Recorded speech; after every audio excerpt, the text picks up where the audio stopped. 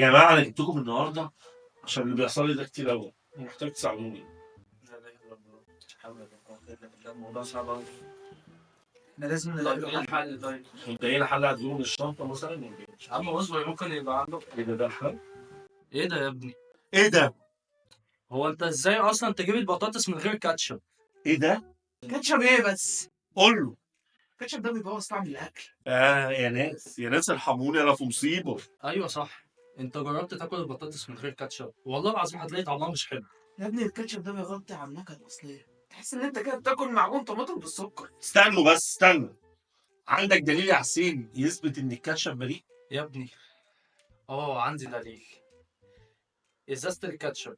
ازازة الكاتشب دي مش مجرد ازازة كاتشب كده عادية. دي حلم لكل طفل. دي هي اللي بتجمعنا كلنا على سفرة واحدة. ده اللي بيخلي الأكل عائلي، أقسم بالله. عائلي؟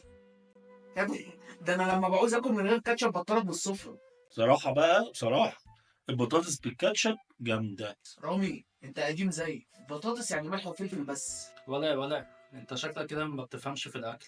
أنا هقطع معاك الكلام في الأكل تاني. معاك كاتشب ولا رامي؟ عندي في التلاجة جوه. يا جدعان انتوا بتتكلموا في ايه؟ بقول لكم من الصبح عندي مصيبة، عندي مشكلة وعايزكم تحلوها لي. يا عم هتتحل، بس هتتحل إن شاء الله. أجيب بس الكاتشب ونيجي ونسمعها كده عشان الصراحة جعان ونفسي. وانت عرفت بقى ان شاء الله هتتحل منين؟ وانت ما عرفتش اصلا المشكلة ايه؟ العلم اتطور والفلافل هتبرد، انا جعان انجز. بقول لكم ايه؟ اطلعوا بره دي مش عايز اعرف حد فيكم. يلا يا عم، يلا يا عم، عايز ايه؟